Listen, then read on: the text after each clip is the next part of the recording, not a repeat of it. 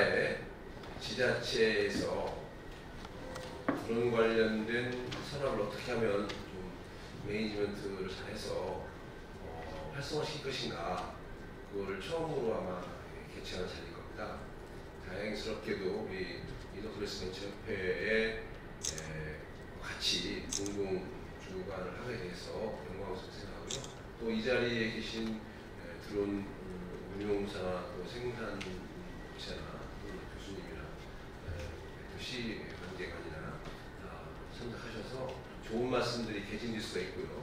또 여기서 나온 이야기들을 시발점으로 해서 대전에서 드론의 메카가 될 수 있겠다, 그런 생각을 합니다. 그래서 여러 가지의 난관들이 있습니다만 그런 난관들을 하나하나 풀어가는 첫 발로, 첫 스텝으로 인정해 주시고요.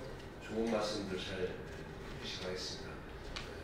저는 인사말 드리고 그 날씨도 여의치 않은 데 오셔서 대단히 죄송스럽고 또 감사한 말씀 드리겠습니다. 하여튼 계속해서 토론을 하면서 말씀 나누도록 하겠습니다. 감사합니다. 좀 인스페이스에 와서도 저희 드론 기체를 개발한다든지 한쪽은 제가 또 관여를 하면서 좀 하고 있습니다. 저희 회사는 우리나라 최초로 드론을 활용해서 국책사업을 수행하는 업체입니다. 정확히 말씀드리면 통계청에서 그동안 이제 사람을 통해서 실시했던 경지 충주사 사업인데요. 이게 매년 연간 예산을 거의 10억씩 써가면서 하는 사업이었는데, 저희가 작년부터 통계청 이제 담당자들한테 계속 이제 드론의 어떤 필요성, 또 드론을 활용하면 이제 어떤 예산 절감 계속 강조했었고, 저희가 이제 어떤 기술력이나 이런 것들이 이제 차관급까지 다 저희가 브리핑, 현장 테스트를 통해서 이제 올해 4월달인가 아마 통계청장님께서 기자 보도를 냈습니다. 그래서 앞으로 우리나라 경지 충주사는 드론을 활용하겠다 이렇게 발표가 됐고, 올해부터 저희가 사업에 이제 인발돼서 지금 시행하고 있습니다. 저희는 말씀드린 대로 드론을 만드는 회사는 아닙니다. 저희가 소프트웨어 전문 회사이기 때문에 최초에는 이제 드론을 완성 제품 사다가 저희가 소프트웨어 튜닝을 해서 이제 경지 충주사에 맞도록 저희가 튜닝을 했다가, 이제 올해는 아예 그냥 공업용 드론을 만들어보자 해가지고 저희가 국책사업으로 1년 동안 개발을 이제 완료를 했는데요. 이제 드론을 이제 운영하다 보니까 이제 저희 같은 경우도 상당히 이제 많은 이제 사항을 알게 됐습니다. 이제 저는 군사용 드론만 하다가 이제 밖에 나서 민수용 드론을 하게 됐는데, 사실 군사용 드론은 아시다시피 완성업체가 있으면 그것을 이제 테스트하는 기품은 있고, 또 기품에서 인증이 되면 군에 납품되고, 그다음에 AS는 또 업체에서 하고 이런 어떤 인증과 개발과 이런 것들이 이제 다 절차가 되어 있는데, 민수용은 저희가 막상 개발해서 인증 받으려고 하고 이렇게 하려고 하다 보니까 없습니다. 그리고 또 이제 잠깐 아까도 벤처협회에서 규정을 말씀드렸지만, 이제 통상 민간인들이 사용하는 기체는 이제 12kg 미만의 초경량 드론이거든요. 기자분도 와 계시지만, 우리가 이제 가끔 방송에 보는 시커멓게 생긴 프로펠러 이렇게 달리는 거는 진짜 무거운 건데요. 그걸 제외하고 이제 통상적으로 이제 민간인들이 갖고 다니는 것들은 다 가벼운 것들입니다. 요즘 마이크로까지 나오는데, 그런 것들은 지금 규정에는 어떤 규정상에 명시되는 바가 없고, 또 저희가 인증을 받으려고 했더니 인증하는 업체가 없어서 이번에 부랴부랴 국제사업이니까 어쩔 수 없이 RC 아시다시피 모형 비행기 만드는 협회가 가지고 저희가 인증을 받고 오는데 어처구니없는 일이 있었는데, 그래서 이제 운용 측면에서 말씀을 드리면 12kg 미만의 초소형 드론에 대한 어떤 규정이 현재 국토부는 굉장히 미미하거든요. 그래서 이제 국토부가 어떤 규정을 만들기 전에 지방자치제 규례라도 이걸 좀 만들었으면 하는 바람이고, 또 영리와 비영리도 또 구분이 되는데요. 영리는 그나마도 이제 12kg 미만이라 하더라도 국토부에서 제정한 규정을 따라가야 되겠는데, 비영리가 앞으로 많이 활성화될 게 뻔합니다. 네. 비영리라고 하면 이제 개인 취미라든지 어떤 개인 목적 다 비영리거든요. 그럼 비영리에 대해서는 또 제도가 하나도 없기 때문에 이것도 이제 지방자치자체에서 만들어야 될 것 같습니다. 국토부에서 개인용까지 규정을 만들 수는 없을 것 같고요. 그래서 그래서 이런 부분, 규정 부분하고 그 다음에 그 앞으로 드론이 많이 떠다닐 게 이제 뻔합니다. 예, 지금 제가 9월달에 제네바에 협회를 가려고 하는데 예, 얘기 들어보니까 앞으로 이제 미래에는 그 개인용 드론이 있어서 이제 셀카봉 요즘 셀카도 안 하지만요 대부분 또 드론을 띄워서 셀카를 하는 그런 예, 알프스산에서 실제로 그 드론을 띄워서 셀카를 찍는 그런 영상을 제가 봤는데 예, 그래서 앞으로는 결국 개인 드론이 많이 떠다니게 되면 결국은 드론이 많이 떠다니게 될 거고 그렇게 되면은 드론과 드론과의 충돌 문제 또 드론과 건물과의 충돌 문제 이런 문제들이 있을 수 있거든요. 그래서 그런 걸 대비해서 건물 밀집 지역에서 드론을 이용할 경우에는 그런 충돌을 좀 회피할 수 있는 그런 장치를 의무적으로 장착할 수 있도록 하는 그런 규정이라든지 그 다음에 어쨌든 드론이 활성화되면 결국은 생산업체가 돈을 벌게 되고 또 저희 같은 영업체도 뭔가 이제 계속 일이 생기는데 결국은 그런 것을 활성화시키기 위해서는 결국은 그 어떤 개인 레저라든지 취미하는 그런 사람들이 좀 자유롭게 뛸 수 있는 공간이 사실 필요합니다. 지금 대전만 하더라도 저희가 드론을 테스트하는 공간이 그 한국우주연구원 앞에 있는 체육공원 있지 않습니까? 거기하고 가천 부지에서 뛰거든요. 그 띄울 만한 공간이 사실 없습니다.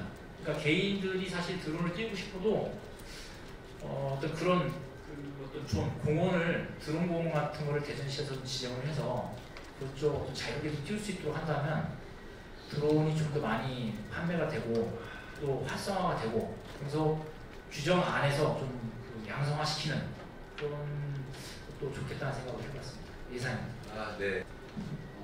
국토부에서 조종자 자격증 제도가 생기기 이전에 한전이나 한전 KPS, 경찰 특공대, 그다음에 뭐 재난안전연구원, 군까지 저희가 개발한 드론을 일정 교육을 시켜서 라이센스 발급을 해줬습니다. 그러니까 쉽게 회사에서요? 우리 회사 명의의 라이센스 발급을 해주고 그거를 조정을 실제 운영을 시켰는데 그 당시 조종자 자격증이 생긴 게 작년 1월 1일부터 드론 조종자. 예.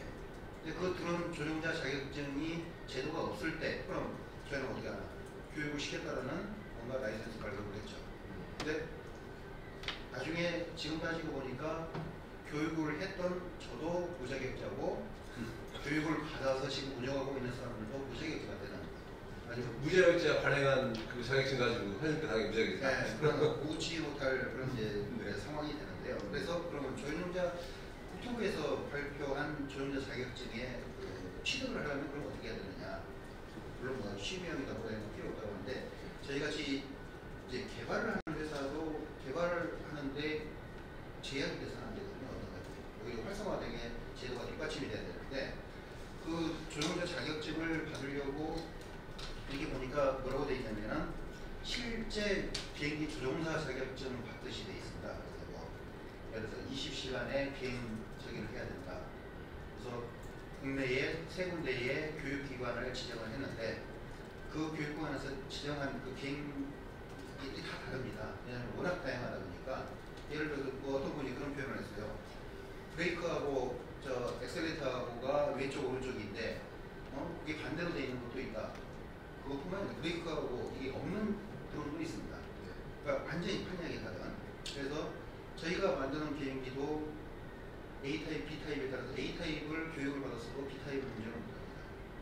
근데 거기에다가 대놓고 20시간의 실습 교육을 하고 실기시험을 이렇게 보게 돼 있는데 거기에 드는 비용이 4,500만 원이 된답니다. 얼마요? 4,500만 원. 그러다 보니까 이제 어떤 사태들이 발생을 했냐면 그 4,500만 원의 라이센스 발급 기관으로 예를 들어서 저희가 된다라면 수익 사업이 될 수 있겠다 싶어가지고 이제 협회들이 난립을 하게 됐습니다. 그래서 그 드론이라는 게 공식 용어가 아니거든요. 드론은 비행기만을 지칭하는 게 아니라 잠수함도 드론으로 표현을 합니다. 근데 드론 협회 또는 뭐 드론 산업협회 뭐 이름 바꿔서 거기에 이제 구성원들을 보면은 정치, 언론 뭐 이런 데 어떻게 보면은 외적으로 보면 아주 힘있고 빵빵한 사람들이 드론 협회를 만들어서 산업부하고 국토부에 협회 신청을 한, 그래서 신청한 게 하나가 허가가 된 걸로 알고 있습니다. 그 동네 중에. 그게 뭐였죠? 이게 아까 수원 쪽에 있는 뭐 드론 협회라는 한국 무역항공협회는 뭐예요? 그거는 원래 있던 RC. 그거는 굉장히 오래된 적이고요.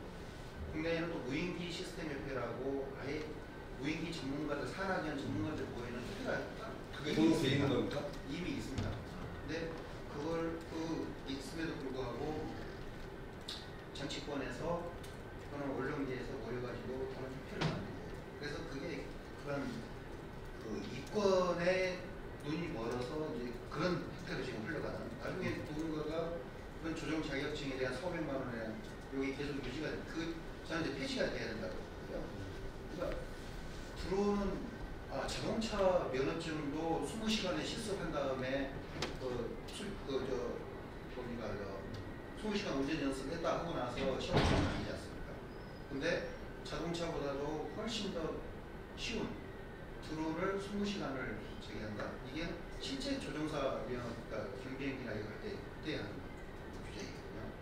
그래서 그런 것들이 일단 뭐 협회의 회원증 뭐 이 정도로 돼야지, 이게 무슨 조종자 자격증으로 이렇게 돼버리면 아주 앞으로 굉장히 문제가 될 소지가 있다. 그러면 이미 지금 400만 원 냈고 자격증을 받은 한 150명인가 뭐 200명 된다는데, 그럼 그 사람들은 어떻게 보상받을 거냐? 더 많아지기 전에, 피해자들이 더 많아지기 전에 이거는 막아줘야 된다고 생각을 하고요. 그래서 조종자 자격증이 아니라 협회 회원증, 모형항공기협회에서 그 5, 60년 된 협회가 있습니다. 그 모형항공기 그 RC. 그런데 마냥 그냥 협회 회원증이 일종의 그 회원증 정도로만 돼야지, 이게 무슨 자격증, 이게 좀 문제가 좀 많은 것 같습니다.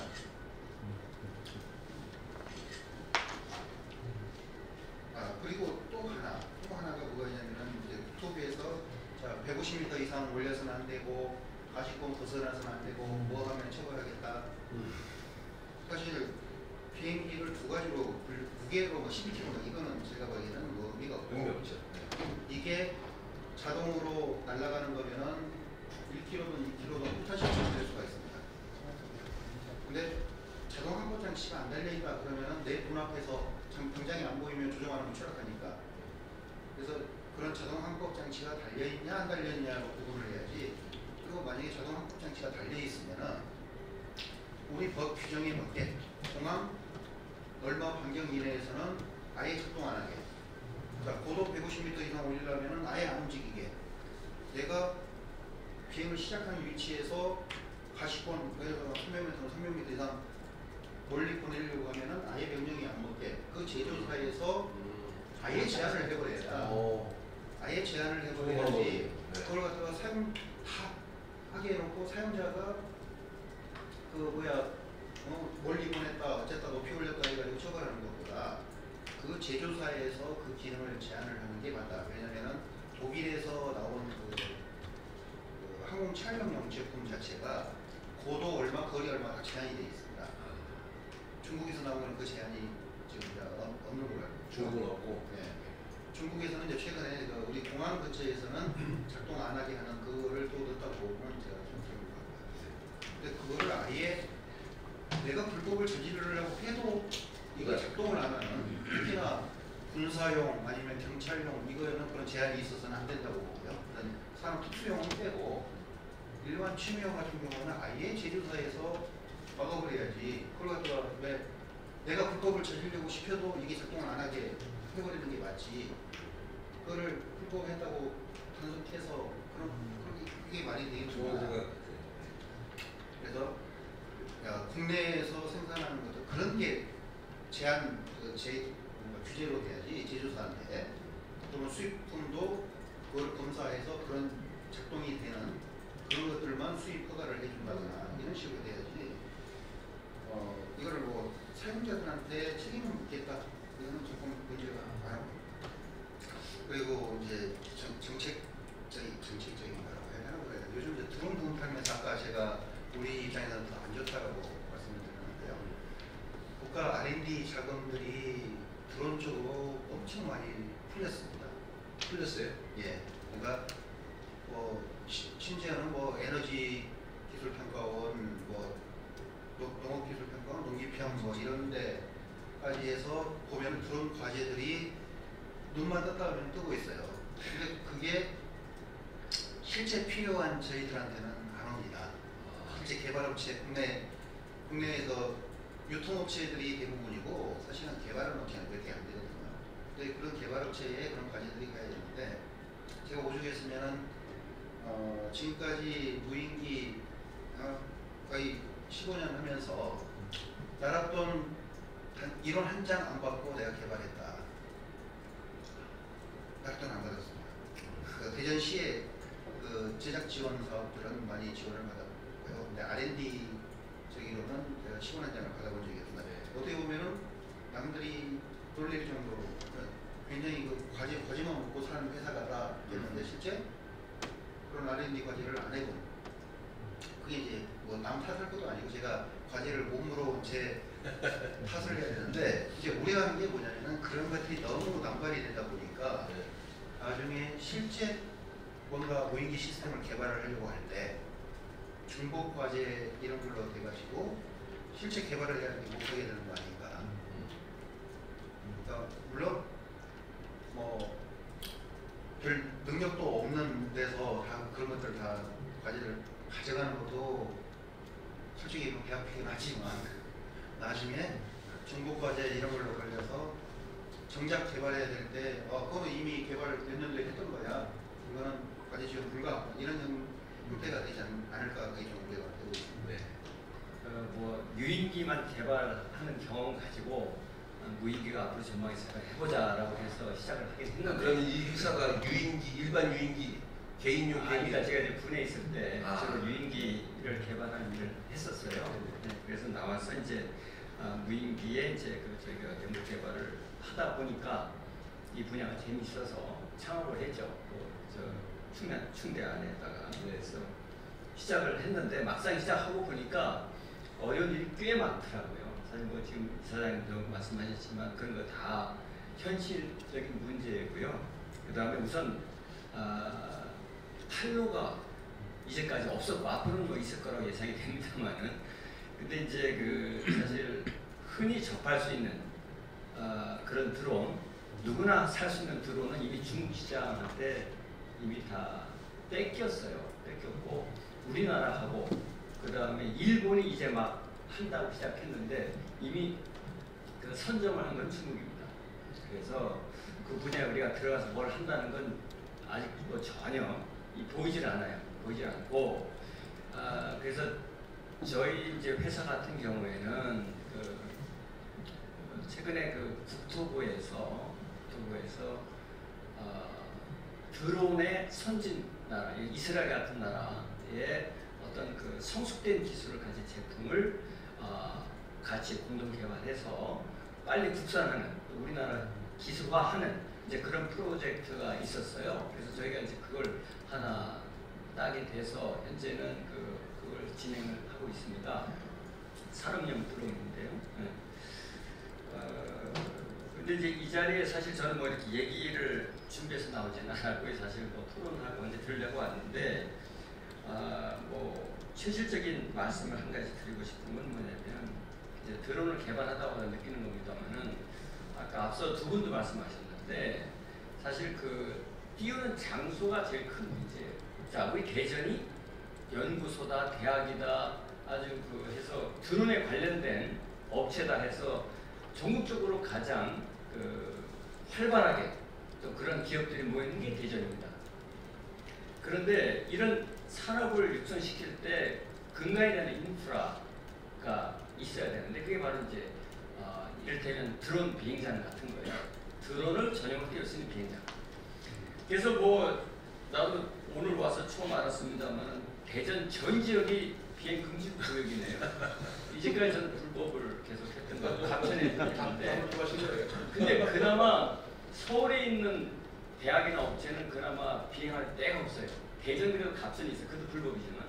그래서 여하튼 우리 대전 의회 차원에서, 대전시 차원에서 네. 현실적으로 할 수 있는 일은 네.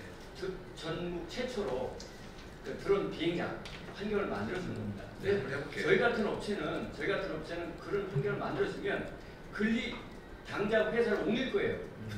왜? 거기다 공장 짓고 바로 비행할 수 있는 환경. 그게 필요하거든요. 그 비행하러 왔다 갔다 했는데 드는 그 비용, 예를 들어서 고흥까지 간다. 뭐 가는데 반나절, 오는데 반나절이에요. 네, 맞아요. 그게 개발할 수가 없는 상황이거든요. 그래서 얼마 전에 그 수원시에서 기자회견해가지고 뭐 드론 산업 특구를 공표를 했어요. 수원시가.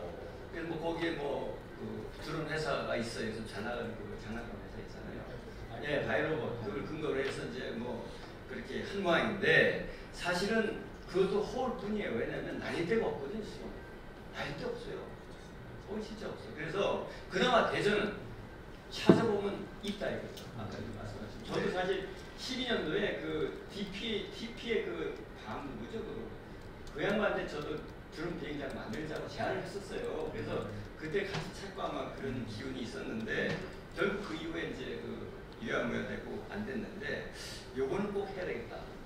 그런 생각이 들고 이게 이제 드론이라는 것이 국가적으로 뭐 다 규제하고 그냥 활성화 이 두 가지 양 측면을 고려한 적정한 수준의 법을 만드는 것 이게 다 큰 과제예요. 어느 나라는 미국도 더 문제고 어느 나라는 다 이런 이제 문제가 있는데 우리가 이 드론 산업에 있어서 앞으로 수익을 창출하고 치고 나가려면 이 규정이 너무 얽매여서 규정을 늦게 만들면 이미 선전당했는데 앞으로 더 그걸 리커버할 수 있는 방법이 없어요. 그래서 뭐 이건 뭐 의회 대전시 차원에서 할 얘기는 아니겠지만 규제를 하더라도 너무 이렇게 그걸 해놓고 뭐 산업을 활성화시키다 이런 생각보다는 활성화하면서 규제하는 방안 이제 그런 방법으로 가야 될 것 같은 생각을 해요. 왜 그러냐면 드론의 기술, 드론의 활용은 지금 우리가 예단할 수가 없어요. 그 정도로 그 활용 범위는 넓어질 거고요. 그 정도로 우리가 상상할 수 없는 분야까지 그 활용도가 커질 겁니다. 그럼 그걸 어떻게 다 미리 예단해서 법과 규정을 만들겠습니까? 일단 부딪혀가면서 하자. 이제 그런 마음, 그런 그 자세를 가지고 이 드론 산업을 대해야 되지 않을까 그런 생각입니다. 네, 아이고 고맙습니다. 그 카이스트에서는 2011년부터 이제 유튜브랑 뭐 무인기 그때는 제가 보통으로 무사하고 상업용 무인기를 뭐 보급한다고 그 기획과제를 1년 해서 그거 가지고서 선행과제가 지금 2012년부터 그러니까 13년부터 15년까지 수행이 됐습니다. 그래서 지금 그 다음 과제가 열심히 하고 있고 그리고 또 그간에 또 국토부에서 선제적으로 잘 모르실 거예요. 민간 무인기의 그 보급 방안, 보급 기반 구축을 해가지고 한 2,700억 불을 예타를 3번을 올렸었는데 다 제가 보기에는 그 시급도는 떨어지는 과제한테 밀렸어요.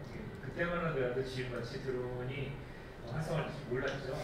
그래서 참 열심히 밀었는데 그 다른 제가 보기에는 별로 안 중요한 과제들이 다 물론 병행해상되는데 국가에서는 한정적이니까 어려움이 있죠. 그래서 그 작년에 제가 그 국토부를 중심으로 해서 미래부랑 해수부랑 해서 그 다부처 사업이라는 걸 추진했습니다. 그래서 지금 작년에 다부처 사업 특위에서 370억 예산으로 투입됐어요.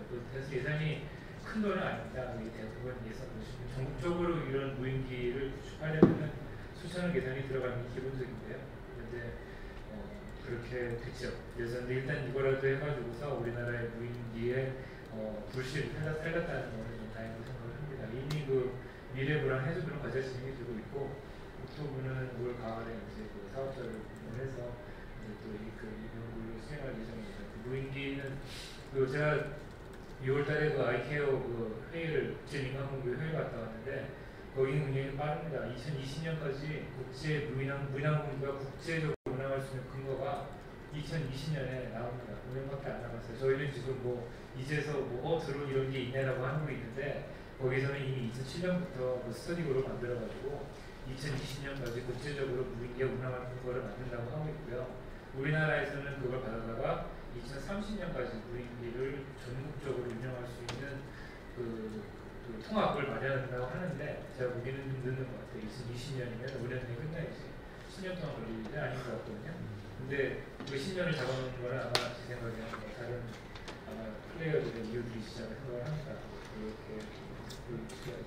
그런데 하여튼 지금 그런 상황이고요. 지금 다른 지자체들은 되게 활발합니다. 대구가 그 무인 자동차라든가 무인기를 운영하는 이미 그 사업을 선정했어요. 그래서 대구가 지금 아마 무인기를 운영할 때를 가져가겠다고 하고 있고요. 그리고 고흥은 이미 자기네가 무인기 운영하는 데를 갖고 있기 때문에 뺏길 수가 없다고 생각해서 우리 고흥도 노력을 많이 하고 있습니다. 실제로 지금 전국적으로 무인기를 제대로 운영할 수 있는, 실험할 수 있는 부분은 고흥밖에 없는데 그 대구가 그 뒤를 이을 수도 있을 것 같아요. 거기는 굉장히 그 순조롭고 노력을 많이 있고 하고 있고요.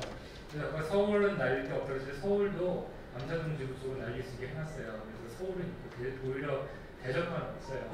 말씀하신 것 같이 대전 저 작년에 학교에 딸기를 무인기 축제하고 있었는데 지금 같은 비무엇이 되게 접촉하게 생겼죠. 그때만 여기가 없어질 일이 없었거든요, 다행히. 근데 그 이유가 아까 지적하셨지만 여기에 원자연구소에 원자로가 있다고 그러는데 제가 그 앞을 지나니 원자로는 안 보이거든요. 원자로가 건물 어디까지 박혀 있는 것 같은데 원자로가 있다는 이유 하나만으로 비행을 못하게 하는 거거든요. 근데 그분들의 입장은 뭐냐면은 무인기가 다이나마이트를 싣고서 폭발시켜 서겠냐는 입장을 얘기를 하는 겁니다. 그게 불가능하지 않은 시나리오지만 그 원자력 발전소를 방어하는 입장에서 나왔던 법은 여기 뭐 저쪽이 뭐 월성이라든가 그쪽에 있는 그런 원자력 같이 강력기가 노출되어 있는 그런 시설들을 공격하는 걱정을 하는 건데 여기는 수정용 원자로가 지하에 어디 박혀 있는 걸 알고 있는데 그것 때문에 그 대구 대전 전체가 18km부터 반경이 18km니까 지키면 36km인데 어마어마한 그 구간이 다 못 날리게 하고 근데 이 지역에 있는 무인기 관련 하시는 분들이 되게 많아요. 제가 봤을 때 제일 많은 거예요. 실제로 여기 하면 뭐 국가에 여기 회사도 계시고 학교도 있고 그래서 이게 이렇게 막혀 있는 거는 사실 만들거든요. 그래서 여기 박부진이랑 모르시는데 제가 여기서 하고 싶으신 분들이 말씀은 두 가지인데 대전이 무인기 쪽으로 굉장히 앞서가야 했는데 이미 늦어 있고 전 세계적으로는 2020년까지 한다고 하고 있는데 우리는 무인기를 갑자기 새로운 게 생겼다라고 인식하는 자체가 문제고요. 그리고 지금 이런 고위력 규제 때문에 더 문제가 되는 것도 문제죠. 근데 제가 이제 국토부랑도 일을 하고 그 안전 인증 같은 거, 모랑 기준 같은 걸 수립하는 거를 관여를 하는데 그 중앙정부가 하는 일들은 거기가 있으니까 그쪽에다 얘기하시면 될 것 같고요. 여기서는 그 지역에서 우리가 뭘 할 수 있는지 좀 많이 집중해서 얘기하시면 좋을 것 같아요. 아까 좋은 일 말씀하셨는데 대전에 좋은 기업들이 많이 있는데 대전에서 정말 뭐 무인기로 그 중국에서는 아마존이라든가 알리바바가 여러 가지 시정법에 문제가 있는데 그래도 특별하게 350번 택배를 베이징이라든가 샹하이라든가 광저우에서 했어요. 그게 대전보다 서울보다 복잡한 도시들인데도 불구하고 그 상징적인 그 어떤 행위를 하는 거거든요. 그게 정부 차원은 이게 비행금지 구역이라고 해서 날리면 무조건 잡혀가는 거 아니고 그게 예외 규정이 돼 있거든요. 그래서 얘기해가지고 우리 날리겠다라고 얘기하면은 적합한 절차에서 풀어주시겠지요. 그러니까 그런 거를 대전에서 좀 잘 좀 하셔서 그 베이징 광주 저리가를 하는 정도로 한번 무인기를 이용하셔가지고 그런 시범 사업을 한번 해보시면 아마 지금 이미 판이 많이 대구 쪽으로 기울어져 있지만 그거를 좀 얘기를 해보시면 좀 대전도 많이 전 세계적으로 어필할 수 있을 것 같고요. 여기 자료를 주셨는데 여기 지금 12km 미만이 추경량으로 되어 있는 건 이건 오류 같아요. 12km 미만은 분류가 없고요. 12km 이상에서 150km까지가 추경량으로 되어 있습니다. 이거를 좀 고치셔야 될 것 같아요. 그 외에 또 다시 말씀 나오면 청문을 하겠습니다. 네. 그리고 신 교수님 감사합니다. 저는 사실 이제 국방 쪽에 국방 관련해서 이제 시에서 국방 산업 활성화하기 위해서 어떻게 하는 게 좋을 것인가 이런 부분에 대해서 이제 자문하도록 하겠는데요. 오늘 여기 지금 명원 무인 항공기 산업 활성화를 위해서 특히 이제 민수용 관련해서 여러 가지 애로사항들을 이제 해결하고 발전시키는 이런 얘기들인데요. 그래서 제가 이제 말씀드리고 싶은 사항은 저는 이제 그 무인 항공기 분야가 대전에서 좀 다른 지역보다도 앞서 발전돼 갔으면 좋겠다 하는 이런 생각이고요. 그래서 특히 이제 그렇게 하려면은 이제 민수용, 지금 현재 여러분께서 관심이 많은 민수용 애로사항을 해결하는 부분도 중요하지만 활성화를 위해서는 민수용과 군수용이 같이 발전될 수 있는 이런 걸 우리가 이제 추진해 나간다면 서로 효과가 있지 않겠느냐 이런 생각이 듭니다. 특히 이제 여기 이제 군수용 같은 경우에는 아무래도 여기 이제 굉장히 유리한 우리가 환경을 가지고 있습니다. 업체도 많이 있고 하기 때문에 다른 지역보다도 유리한 그런 입장이 있고 또 이제 현재 군수용 기술이 주로 이제 민수로 많이 이렇게 이제 파급되는 이런 그 경향이기 때문에 군수용을 우리가 이제 또 중점을 주다 보면은 민수도 자동적으로 이제 우리가 이제 발전이 되리라고 봐지고 민군 개변 기술로 해서 이제 정부 차원에서 많이 역임을 두고 지원을 해주기 때문에 그런 지원을 받기 위해서라도 우리가 전략적으로 민수에만 국한하지 말고 이 산업을 활성화하기 위해서는 군수하고 같이 통합적으로 같이 좀 발전될 수 있는 이런 전략을 우리가 마련해 나가는 게 좋지 않겠나 이런 생각이 듭니다. 그렇게 하기 위해서는 관련된 여러 가지 이제 인프라가 아마 구축이 되어줘야 된다고 생각이 되는데 아마 주로 얘기 나오는 것이 시험장 부분, 시험장 부분도 필요하다고 봅니다. 근데 이제 시험장뿐만 아니라 사실 또 어떻게 보면 많은 업체들이 필요한 사람들이 여러 가지 어떤 기술 부족 부분들, 그 다음에 이제 어떤 그 개발을 하기 위해서 지원받는 부분들, 정부로부터 지원받는 부분들, 이런 부분들이 같이 아울러져 가지고 이것이 이제 추진되어야 좀 더 효과가 발휘될 수 있지 않나 이런 생각이 들고요. 그래서 그렇게 하기 위해서는 시에서 제가 이제 담당자들하고도 이제 시간이 나는 대로 얘기를 합니다만은 그래서 일단 그 내년도에 어떤 그 무인기 관련해서 어떤 중앙 정부의 지원을 받을 수 있도록 어떤 그 예타 사업을 할 수 있게 해보자. 그렇게 해서 그걸 지원받아가지고 여러 가지 시험장뿐만 아니라 여러 가지 관련된 인프라라든지 장비라든지 아니면 연구 기술도 지원해줄 수 있도록 이런 방안들을 한번 해보자고 이렇게 지금 얘기를 하고 있습니다. 그래서 그런 것들이 추진이 되면은 이제 그런 것들을 우리 여건을 이제 활용을 해가지고 좀 더 이제 여러 가지 다방면으로 방위 사업청 쪽으로부터도 우리가 개발 사업에 참여할 수 있고 또 민수 쪽에도 개발 사업에 참여를 해가지고 또 이 많은 업체들이 서로 연합해서 이렇게 개발이 되고 이렇게 된다는 걸 말씀해 주시면 이런 생각이 듭니다. 네네. 예, 저희 그 손부회장님도 자리에 계시고 저희 김영현 이사님도 자리에 계시는데요. 저희 협회 차원에서 말씀을 드리겠습니다. 다양한 이런 그 지원 사업들이 결과적으로는 기업의 비즈니스화가 돼야 된다. 잠깐 말씀하셨던 그런 사업들이 지자체에서 정말 그 대덕이 다시 한번 그런 그 드론이라는 산업의 그 선지 모델로서 가기 위해서는요. 드론 생산이 이미 중국이나 이런 데 그 많이 부분 넘어갔다고 하지만은 대덕에 있는 기술 벤처 기업과 응용해가지고 만들어낼 수 있는 그런 새로운 산업분야 분명히 존재한다고 생각이 됩니다. 그렇다면은 지자체가 정부의 산자부라든지 미래부의 공동 과제로서 응용 그 기술 개발 사업을 만들어내고요. 이걸 지자체에서 시범 모델 사업으로 같이 엮어주셔야 됩니다. 그렇지 않으면 비즈니스 하는 데는 굉장히 좀 어렵기 때문에 이 그런 운영 방안을 좀 저희 기업이나 그런 비즈니스에 맞춰가지고 좀 운영해 주실 거를 좀 부탁의 말씀을 드리고요. 오늘 꼭 와야 되는 그 자리 중 하나가 이제 대전 테크노파크가 좀 같이 자리를 했으면 하는 생각을 많이 합니다. 왜냐면 예, 지역에 이미 관련 그 본부가 있습니다. IT 융합 본부가 있기 때문에 대전 테크노파크하고 산업계 그다음에 지자체 그다음에 필요한 경우에 우리 또 연구소와 같이 할 수 있는 그런 관련 활동을 좀 지원해 주시기 부탁드리겠습니다. 네. 그 클러스터를 만들든지 같은 협회를 만들면 그 화합이 잘 안 돼요. 그것도 현실이고 사실은 정부나 외부에 주장을 하려고 그러면 그 사람들이 모여야 되는데 비슷비슷하다는 거죠. 그러니까 생각하는 것도 비슷하고 다행히 지금 하려 하시는 분은 제가 봤을 땐 많지 않으실 것 같아요. 왜냐하면 그게 얼마나 많은 힘든 일들이 있는 건 제가 뭐 직접 생산을 하고 있으니까 제가 잘 알고, 저희들도 제가 지금 이제 비즈니스가 일어나는 일들을 10년 전에 시작했거든요. 10년 전에 정부 돈 말고 저희 회사 돈으로 한 80억 정도가 10년 동안 가까이 투입이 돼서, 지금 이제 아까 무인항공기 말씀하셨는데 저희가 그 수출하는 회사가 이스라엘의 엘빗이라는 회사입니다.